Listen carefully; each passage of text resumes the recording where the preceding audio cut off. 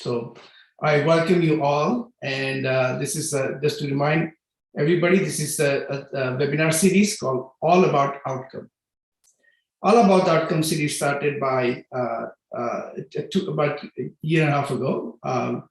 And we have a privilege to have an amazing speakers whose goal is to advance the role of impact measurement and management into the businesses, impact investment, as well as the philanthropy altogether. While many of you may have been quite familiar with the word impact measurement and management, nobody can clarify it better than Alicia. So, but before I invite Alicia to present some of the report that they had been working for last year, I want to remind everyone that impact measurement is one of the key foundations in growing social and sustainable business altogether. There's a lot that's happening. There's a massive amount of change happening from ESG perspective and massive amount of change happening from impact perspective. And in my opinion, they are just a two-sided coin. In fact, there's according to recent study by Jin, they are essentially ultimately going to have to come back. One is about risk management, one is about impact of the stakeholders altogether. So with that as a foundation, I also want to give everyone at least a very quick snapshot of where we are in fact, in measurement management journey. Recently, one of the report had came out by Jim, which they did a systematic survey, and 78% of them say that they have been setting a target. Most of them say they are reaching and exceeding the target. However, Michael Brown and Kathleen Klein, who there was a podcast, they did actually systematic research. And based on the systematic research, they found that those targets were mostly output oriented, mostly set in such a way that were essentially easy to attain, and essentially really was working out to be that it's something that could be used as a marketing way to say that I'm meeting or exceeding that goal. EVPA has been doing very fundamental role to working with the impact investors, venture philanthropy, and corporates to systematically guide them through the right approach of impact measurement management. Now, there are many definitions, and many people have created their own version of the impact measurement and management, but there's only one version of it. That is to essentially advance stakeholder impact through systematic listening to the stakeholders. And it requires you that you continuously listen and learn. And when we talked to EVPA last year, I was amazed to see how much close understanding that we had, language, how we were thinking. Many of you who've been coming to regularly on our webinar, you already know the concept that we introduced called impact experiment, impact data pipeline. Fundamentally, it's about creating more actionable and practical approach to achieving some of the key core outcome that is important to the stakeholders altogether. So to take it through this whole maze of impact measurement management, I'd like to invite Alicia to present some of the findings of the report. We will be sharing the report in the chat window. You are welcome to introduce yourself in the chat window, so please go ahead and do that. Secondly, if you have any questions, please go ahead and put that in a Q&A chat window, and we'll be happy to answer. We have Arno also from EVPA, who will also continuously answer you. But so do not be shy and ask as many questions as possible. And I hope that you have brought all your questions today to, this can be a quite lively session for all of you all together. So with that, Alicia, please welcome to All About Outcome journey. And again, please share your thoughts and what your work and findings together. Thank you. Thank you so much, Anmesh, and welcome everyone. I will be sharing the screen, and I would start saying also that 10 years ago, EVPA was actually putting together a research on impact measurement and management. And through this research, we put together what we call the 5-step framework. And this framework was also used as standard by the GECES, which is the European Commission expert group on social entrepreneurship. So it was already a hot topic for our community. And then, surprisingly enough, 10 years later, so just last Monday, we closed our own membership satisfaction survey. And one of the questions to our members was about the topics that they are interested in understanding, in learning more, in discuss among each other, but also in reading research about. And the most voted topic was still impact measurement and management. So I think that this well highlights the importance that this topic has for our community, for the sector in which we operate, which is the impact ecosystem. And it's really a privilege for me to be here today to guide you through our latest report, because after 10 years, we realized that it was really time to re-engage in such extensive project. So I'm Alessia Doncelli, welcome everyone, and I'm leading activities related to research, content development, data activities, but also community and market development within EVPA, an organization that I joined 7 years ago. So it's really a long journey. And as said, IMM, it's really part of our core activities when it comes to research and members engagement. And maybe a few words on EVPA before really going to the topic of today's presentation. So as said, we are a network basically of what we call investors for impact. And I will give you a few details on what we mean with investing for impact in a couple of slides. But for the moment, for you to understand, we really gathered practitioners that might be foundations, impact funds, but also financial institutions, crowdfunding platforms, incubators and accelerators that have this idea of generating and maximizing the impact. So it's really a vibrant community of more or less 300 members, mostly based in Europe, but also investing worldwide. So there is really a variety of actors. And it's thanks to them also that we have put together this research that I will present to you today. We are a market builder because, of course, all what we do with members, with other stakeholders, for members, and for the sector at large, it's really dedicated to building the market. And I think that, again, doing something so specific on IMM can really be a driver for this building the market idea that we have. And of course, we like to identify and call ourselves knowledge and policy hub, because apart from the extensive research and content development work that we do, we also do a lot of policy. And actually what is important to highlight here in the context of this webinar today is that we collaborate a lot with the European Commission. And now, I don't know whether you're familiar with this social taxonomy debate, but our idea is really also to influence a bit the discussion around this thematic at EU level, using the knowledge of our own practitioners that for us are still those that are setting the bar high when it comes to IMM. And finally, we really believe in a world where philanthropy and investment combine to drive societal impact. So this idea of having multiple actors using different financial instruments that have this idea of generating an impact. And of course, when you want to generate an impact, you should also start understanding what impact you are generating, measuring it, and also manage it.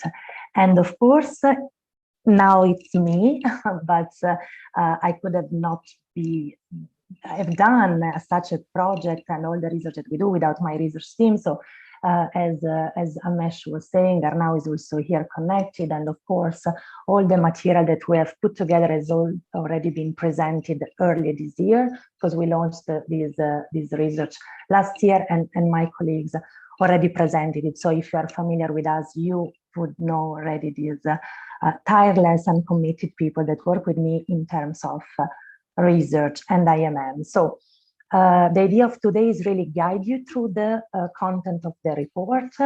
And I think that the most important angle that we can take today is really to see how impact measurement and management is embedded throughout the investment strategy and the investment process when it comes to investors for impact. So really practitioners that are active in the impact ecosystem.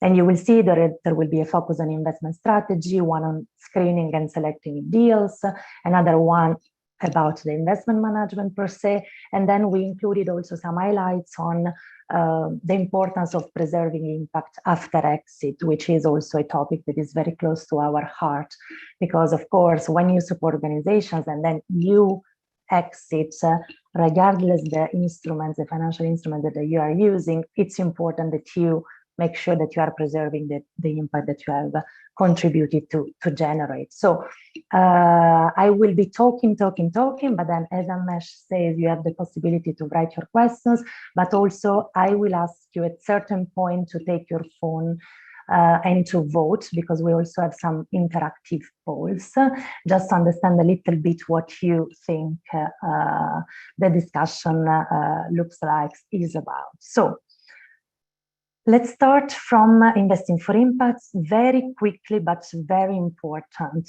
When we talk about this strategy, and I think it's also important looking at the comments that Amesh was making about what the dean was saying in the survey. So everyone is meeting their own impact objective. They're even exceeding this, but I think that we need to define a little bit the different strategies, investment strategies that are out there to really define those actors that are doing IMM with a certain rigor applied. So this is for us really the strategy that places impact at the center of operations and strategies. So for us, all the actors that are having as primary goal the one of generating an impact, this is for us, including in our own research, our own community, and really this debate on how to do IMM and how to embed this in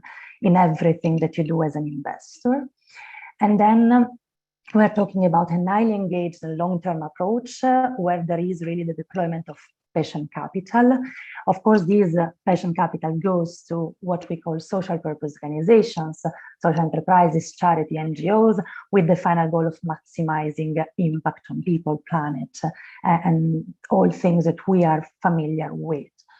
And then we are also talking about an approach that is defined by a high risk appetite.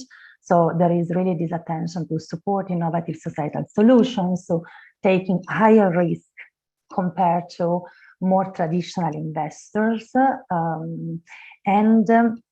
As I said, these strategies is applied by a variety of factors. And as you can see here, we have put together a charter of investing for impact with 10 characteristics. And today it's important to say that one of the core practices of those kind of practitioners is really measuring and managing impact. Then in terms of research, as I said, the important element of this research is really to show how IMM is deeply embedded into the DNA of investors, and now is embedded throughout the investment journey, as we will see today. It's also important to say that we believe that the community of investors that do IMM in this way, in such an extensive way, such thorough way, is really the community that can then preserve impact integrity and also support other actors to apply these high standards that then can also advance then the sector when it comes to IMM. And as I said, there is this also important role that we as community can play when it comes to social taxonomy, for example. So being sure that practitioners are doing it right and are defining impact and impact measurement and management in the right way. And then I think that it's important to highlight that, of course, we we do our own research, but what is essential for us in the space is really to collaborate with others, but also present all the initiatives that are out there, because I mean, we call the report Navigating IMM, because we acknowledge that there are so many initiatives lately that it's important also to explain them in depth and also present the similarities and how they showcase how they connect to each other. So we're talking about SDG impact standards, the principles for social value, the IMP impact dimensions, and also the operating principles for impact management. So you will find all these details in the report that has been put together with, as you see, a fantastic plethora of professionals and experts.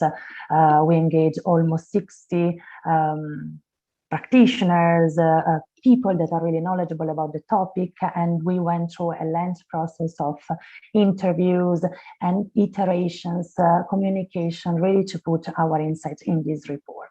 Then we didn't want to leave the theory out there without really putting together also practical cases. So as you can see here, I will also give you some insights on the different cases that you can see here. We have selected 3 members of our community that are diverse in terms of financial instrument used, experience in the sector, and also geographies in which they're based.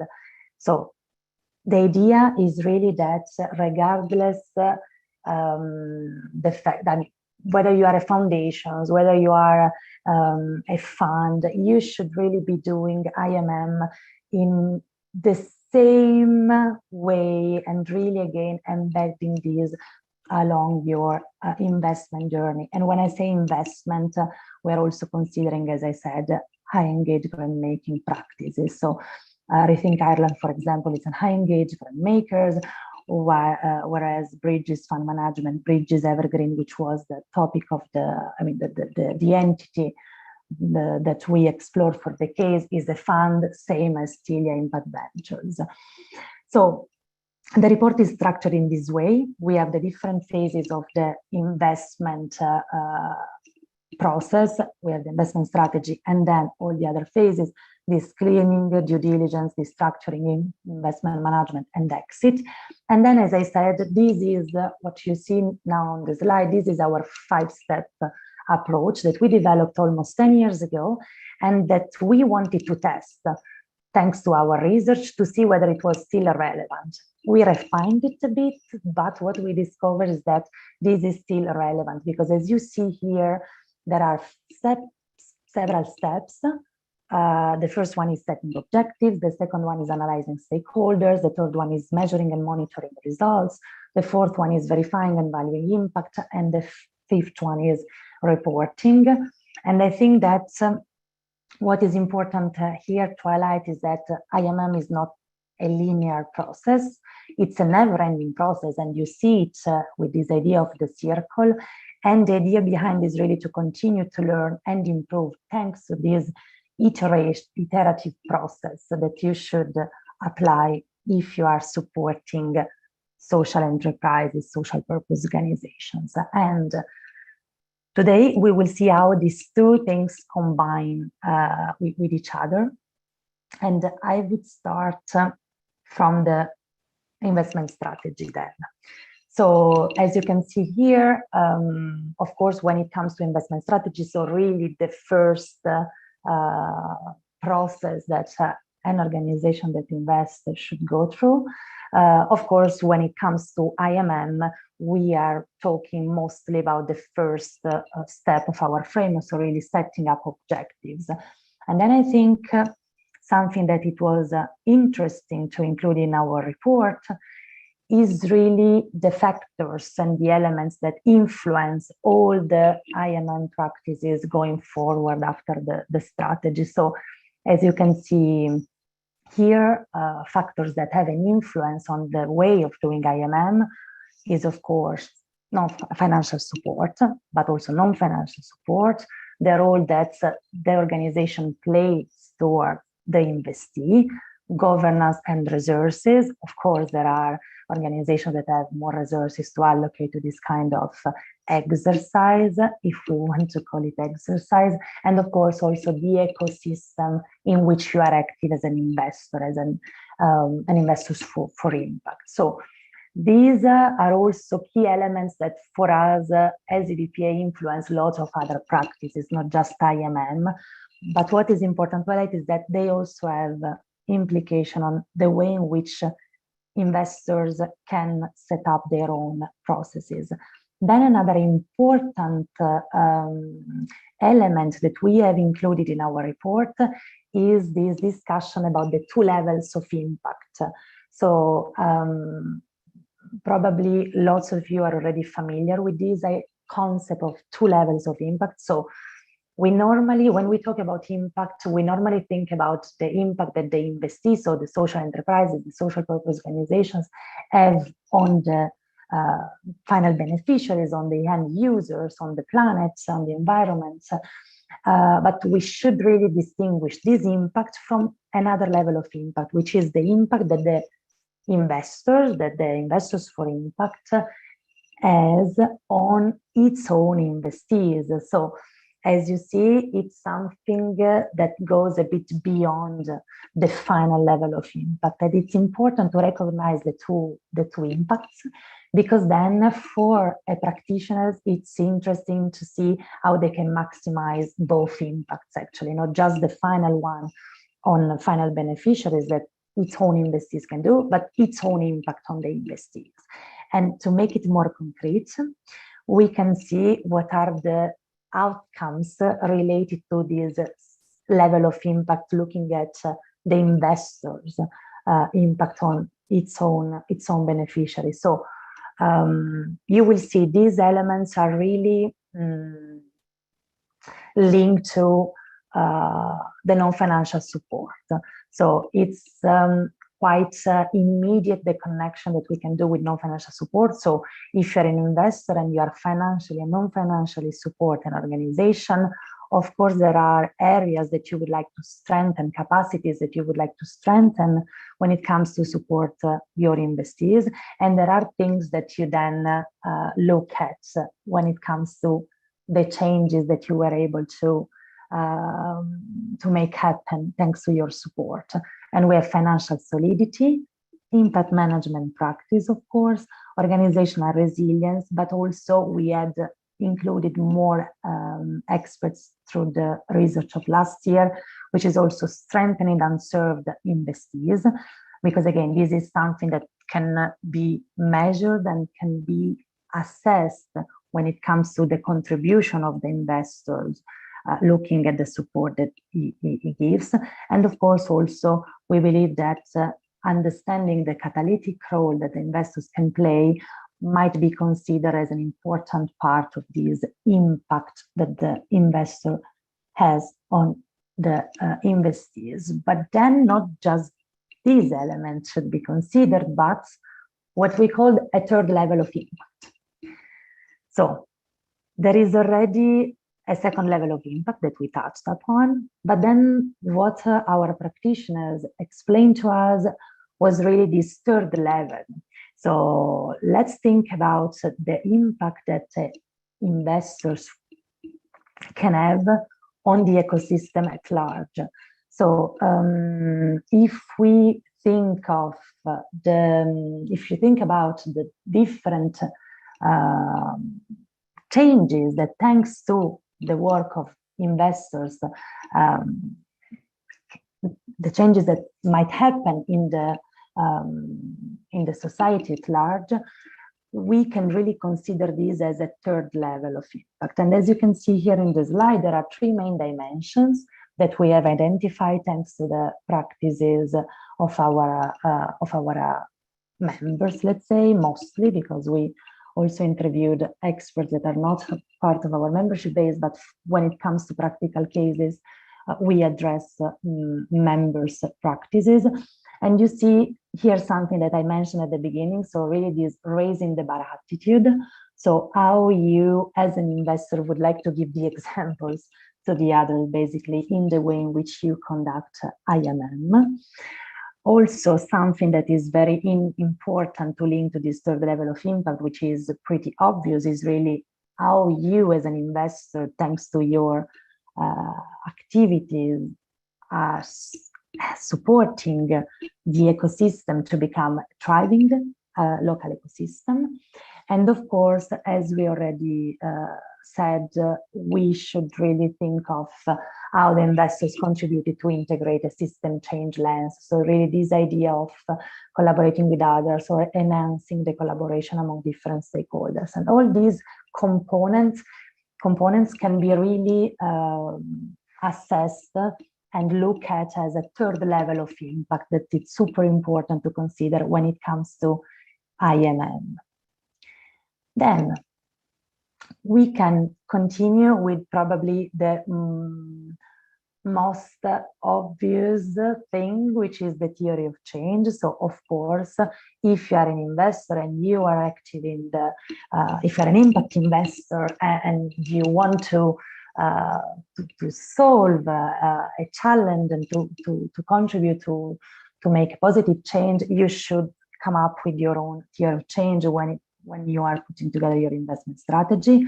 And what is important is really to start from the overarching social problem that you would like to solve or to alleviate, let's say.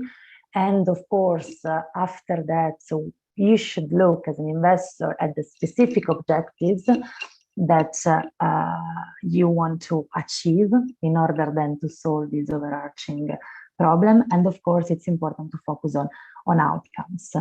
And outcomes are, of course, these long-term changes that you would like to see thanks to your interventions. And all the elements, I think, are more or less clear for everyone. So the elements of the theory of change are really activities, so everything that you can do as an investor, outputs, outcomes, and of course the final impact. And as you can see, then in the next steps, you can work, I mean, investors can work on this theory of change starting from different points, but we will see it in the next slide. And of course, what is important to do when it comes to this theory of change definition, it's really to engage with key stakeholders and to build what we call sectorial knowledge, because then once investor understands the sector in which he's active, then it's also easier to prioritize the areas of action and also to identify the intended but also the unintended outcome. So it's really important, this knowledge component, when it comes to put together such a theory of change. And again, elaborating a theory of change, as for everything else that we discussed more generally on IMM, is not a linear process. So it's really an iteration that happens within the Investors for Impact when they put together their strategy. Voila. So as I was saying, Rethink Ireland, you will see in the report there are lots of practical examples, and then Rethink Ireland is one of the cases. So you can see here, and what is important, I will not go in depth into that, but as you can see here, they have this overarching objective, let's say. So they really want to have Ireland a more inclusive, equal, and sustainable place. And then they have identified all the different pieces that were needed in order to achieve these long-term outcome, long-term impact. So long-term outcomes, mid-term outcomes, but also other stakeholder activities that is important to highlight. So they are not the only one active there. So when I said it's important to look also at other stakeholders, and we will go back to that when we will analyze in depth step number 2 of our own framework, which is really about stakeholders.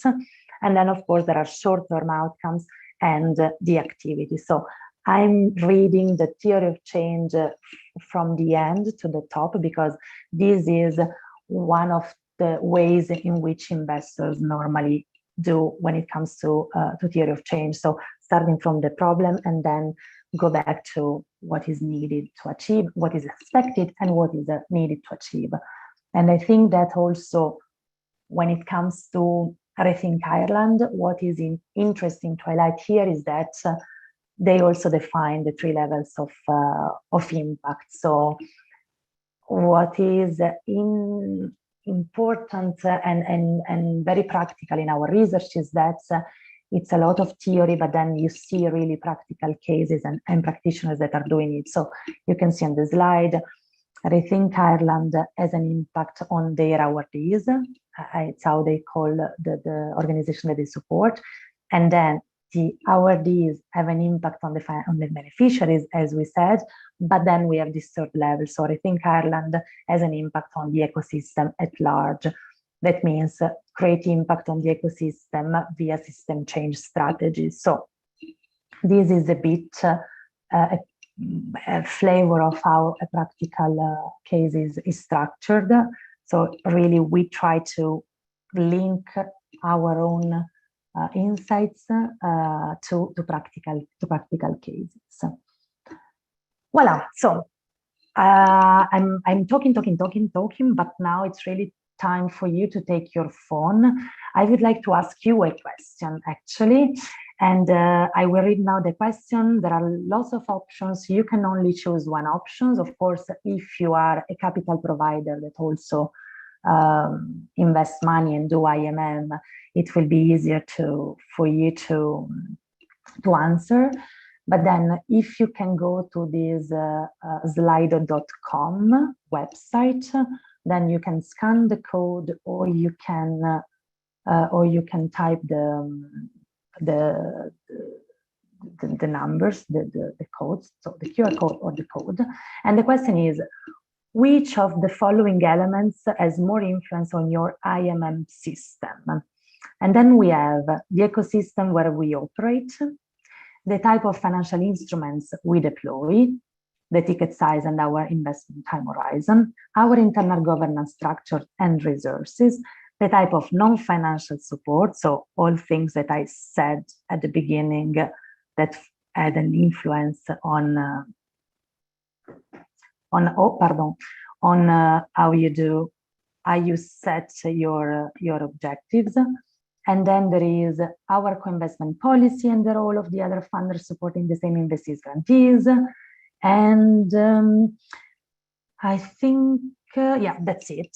So I see now that, 22, 28 people answer. So I will wait a bit because I think that we are more than 100. So it would be great to at least have still 20 more answers. So I still invite you to vote. For the moment, 43%, it's really the ecosystem. So it's really everything that surrounds the investor that has an influence on the system adopted. And then a second, we really see governance, structure, and resources, something that I was highlighting also earlier. And then the type of non-financial support is the least voted one. So I think that we can close the poll. Next poll, I will try to have 50 answers. Now we are at 47, but yeah, let's see. I think it, while I talk, I convince people to vote. So 48. No, I think that it's pretty clear that the ecosystem is really the most voted. Of course, when it comes to choose just one, probably the ecosystem is also the one that maybe contains more flavors. And I mean, it's easier than to choose ecosystem when you can only choose one. Next time we will do a multiple choice, so we will see. So thank you so much. 49 answers, 50 now. Thank you so much. Now I can really close the poll because I really want to move to the second phase I would like to present you today. So the screening and selecting deals. Here again, the approach would be the same. Let's look at the process and lead to screening and selecting deals, and let's look at how an IMM system looks like when it comes to these phases. And as you can see here, when it comes to this phase, It's important, of course, to still considering objectives, setting objectives, refining objectives, but also analyze stakeholders, and then starting measuring and monitoring results. Of course, we are still in a phase in which the deals has not been done yet. So let's think concretely what we have discovered thanks to the interviews. So basically, it's important, of course, especially for the community of investors for impact, so really those that want to work closely with social purpose organizations, with social enterprises. It's important to analyze not just the current impact and performance of the potential investee, but also the potential of the solution itself. So when I was talking about risk, probably this is one of the elements that really highlights the risk that an investor for impact is willing to take, because you should not just look at the impact and what they can tell you. I mean, the potential investees can already tell you on what they achieved in terms of impact, but also the potential that the solution that these investees is developing might have. And of course, some good examples from the interviews were about putting together a scoring system, because in this way, they were really able to then decide where to go, where to invest, and where not to go. And this is really then linked to better decision making. So this is a little bit what is now for deal screening and thinking about impact objectives. But then there is this second step, as I said, stakeholder segmentation and assessment. So when we are in this phase of screening and selecting deals, investors should also do this exercise of sub-segmenting beneficiaries, because then for investees is also easier to tailor products and services, and these will lead most probably to higher impact. And of course, we also say sometimes even financial performance, but what is important is that if you can really understand who the final beneficiaries, who the beneficiaries are, you can then help the investee better tailor products and services. And this is important also when you want to select certain investees, to really understand what might be the impact potential. And something that sits also super close to our heart is it's important to analyze what to measure. And I think it's always good to point this out. So when it comes to selecting indicators, it's important also to analyze the stakeholders and understand which stakeholders, what might be the relevant outcomes for the stakeholders themselves, and then come up with a set of indicators that would help in the future to measure these outcomes. Because otherwise the risk is that investors start to measuring things or thinking about outcomes that are not then relevant to the stakeholders, that should be one of the most factors to be taken into account when it comes to IMM. Then risk assessment, another important element of this phase. So when there is this moment of selecting the deals. And what I would like to highlight here is that it's important to assess the risks related to the impact. 2 out of all the other risks that we can highlight: the risk of not achieving the impact that's is expected, but also what the IMP defines as the evidence risk. So the fact that there is a lack of evidences through which we can really measure then the outcomes. And of course, there are risks. We know it, that there are risks related to impact, but what is important for investors, it's really to come up with a set of mitigation strategies.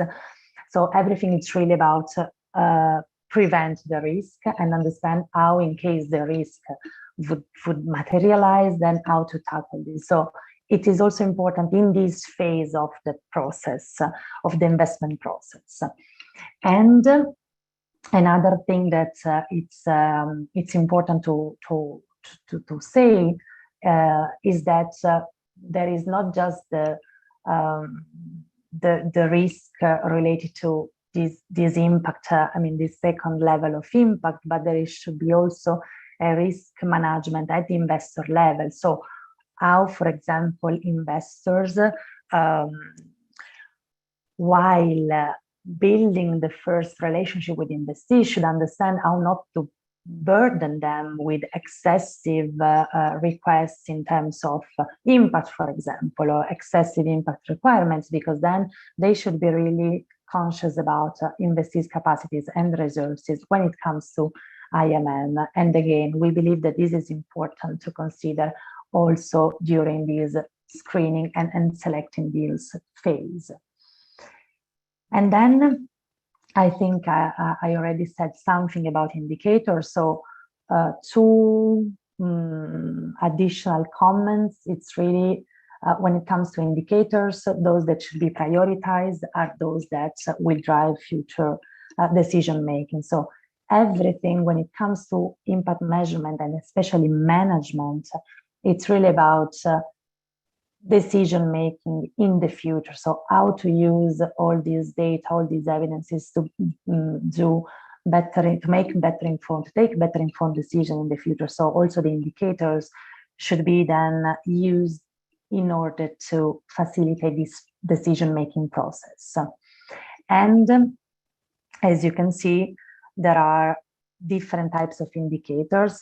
Sometimes we feel that in the sector there is this attention to the scale of the indicator. So how many people, how many beneficiaries have been affected and impacted by this solution. But of course, it's also important to see the depth. So really to see the changes. So where the beneficiaries were brought to, looking at really the variation in terms of an indicator, and also the duration. So how much time then this solution has taken to be to create an impact. So all very relevant components that shouldn't be disregarded when it comes to choosing indicators.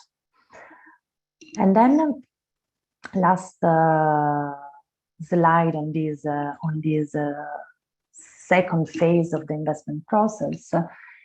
It's here you can see the case of Tilia Impact Ventures. They are a pioneer impact fund based in Czech Republic, and as you can see here, there are different insights that are related to what I've just said. So, for example, something that is important and interesting to highlight is that they have certain criteria to select investees that might be also the motivation and the expertise of the founders of the social enterprises, the alignment between the social impact and the financial return, the impact potential, as we said. And this is because being a sector agnostic investor, they cannot really see whether the sector and the activities and the objectives of the SPO are really in line with their own sectorial objectives, but they had to come up with other type of indicators to decide whether to, whether it was a good match or not in terms of investment. And then something else, it's really this attention to additionality. So really the extra thing that can be created looking at the contribution on one side of the investees, so understanding how the solution can really create an additional value, but also additionality looking at how the Tilia as an investor can bring additional support when it comes to this this investee or the investee selected. And then again, I will not go into details because I've seen that we are already running out of time. So I'm taking a look at the time. But as said, you will see everything in the cases, and of course we will be more than happy to then discuss more with you and to also explain things related to the practical cases. And this year we're going to launch 3 more cases, so it will be even more interesting to go and download them. Then second question for you. When it comes to selecting the investment, again, if you're an investor, this might be the question for you. Which of the following elements has more importance when you select the investee? So everything that I said, the alignment between the objectives of the potential investee, grantees with your own objectives, the current impacts of the potential investee, the potential impact, as we said, the current or the potential, and then the scalability of the potential investee, so this dimension of the investee, but also the degree of impact risk that you as an investor are able to take on yourself. And I think there was another option. No, okay, voila. And again, here, there is no right or wrong in the sense that you can only choose one. So you should really choose the most important, considering that probably others might apply to your strategy. So 28, I will continue to talk for a bit, so maybe we can reach something similar to the previous poll, so maybe still 10 more. So the code is the same, and let me, voila. So the second option, the second most voted option is the potential impact. So as I said earlier, this is really much linked to the risk that an investor is willing to take, because it's not just looking at the impact demonstrated or the current impact, but really the potential. So this is also important to highlight. 36, I don't see anyone coming more, so I will close this. I will close this poll. And anyway, I think that you can continue to vote if you have your phone open. So then we will also share the result with SOPAC. So maybe we can share the percentages after the presentation together with the slides. Then I think this is really the final, before the exit, the final section I would like to discuss, and probably I will stop after this, because otherwise there will be no time for questions. But let's see. Investment management, so really the phase in which the investment is done. All steps of the IMM framework then come to the picture. So highlights from this phase. Impact monitoring. It's important to decide and to keep an eye on the frequency of measurement, because of course, as said, in order not to burden the investees, this frequency should be tailored to the needs of the investee guarantee itself, but also something that we highlighted in the research and we got from practitioners, that the nature of the indicators then have an implication on the frequency, because there are indicators that it's easier to measure annually. There are indicators that are easy to be measured more frequently. And there is really this idea of understand the type of indicators and then look into the frequency. Then probably an important aspect is really the accountability. And of course, because when you do IMM, I think that it's very important that you are accountable to someone. And as you can see here in the research, we highlighted 4 main groups. which are your funders, your investees, then also the intended beneficiaries, because again, we talk about two levels of impact. So it's true that you should be accountable to your own investee, but then you should be also try to be accountable to the final beneficiaries, even though you are not probably as an investor the indirect link, but you should start thinking about ways in which you can also get in touch with beneficiaries. And then finally, I think it's pretty clear also from the third level of impact that we have identified, you should be accountable to the impact ecosystem and the society at large.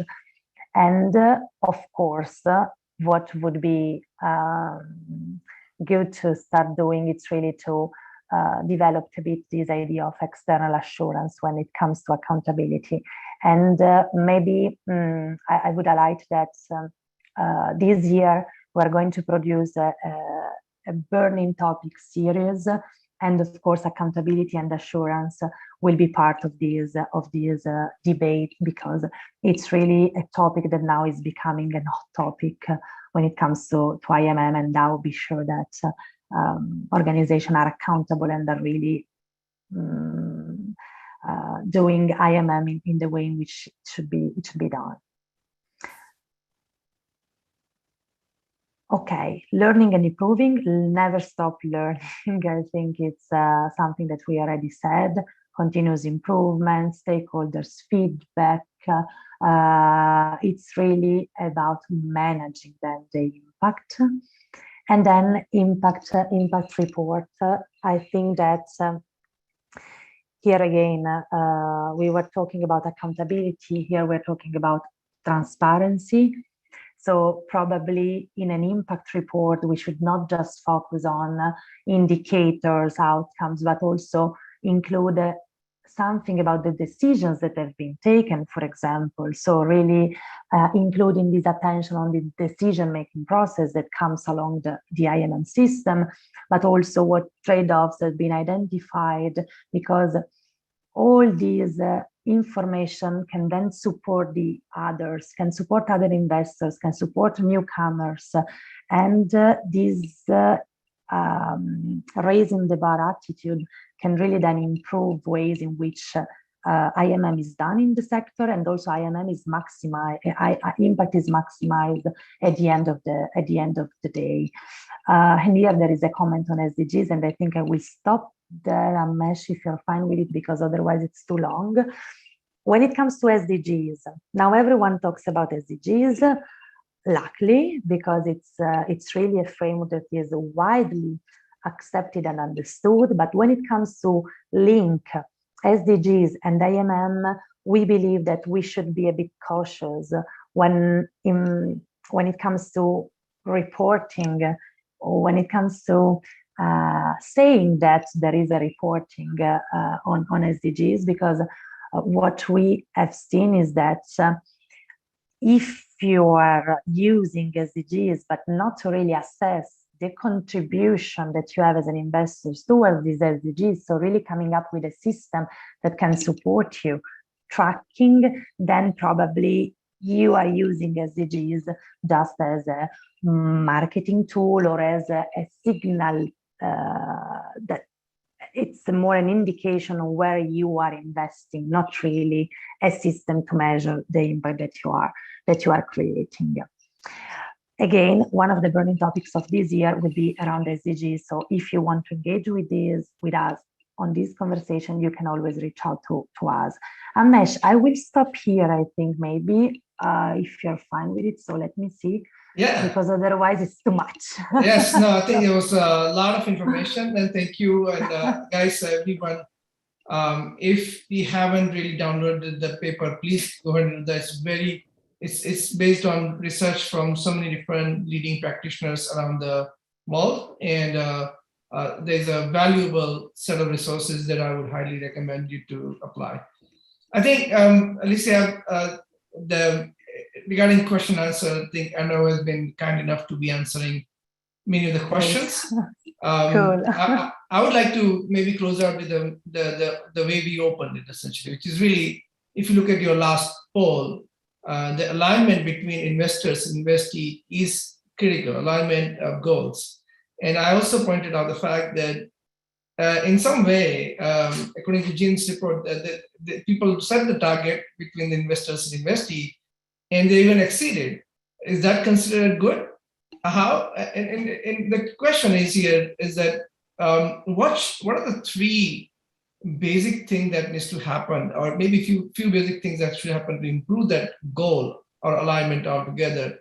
From our perspective, we believe that many of the investors are still setting metrics-based approach and setting the target, but that is a really creating nothing but the marketing dashboards essentially. And so what should investors should be really doing in reality so that they don't end up impact washing their portfolio's impact?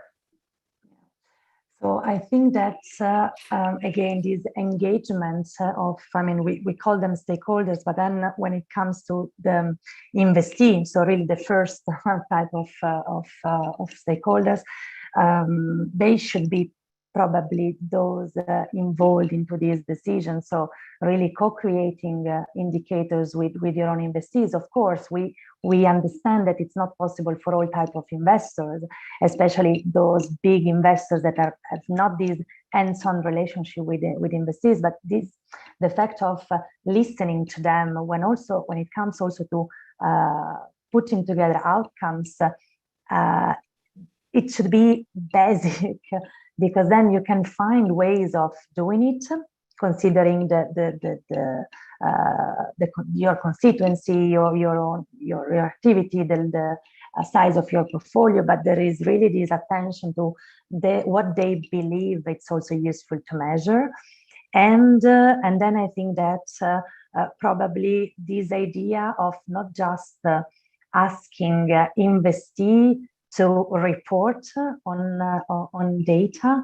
As we said, let's try not to burden investees, yes, but on the other side, maybe investors should also start monitoring their own impact. So the impact at the level of investors regularly to see, okay, are we going in the right direction? Is the investee happy with the support that we are providing? Is the support that we are providing really the right way in which we can then achieve the impact that we want to achieve? So I think that these two things are really important. And then probably, as said, Amesh, not just follow, I mean, try to come up with indicators to then say, I'm doing IMM, I'm good, I'm an impact investor, but really see all this process as a learning process and also a decision-making process again. So not really to justify or to testify that you are an impact investor, but to say, I'm doing this because then I know that if I want to achieve an impact, this is the way in which I can really understand whether I'm achieving what I would like to achieve. So this is a little bit the comment on your question, I think.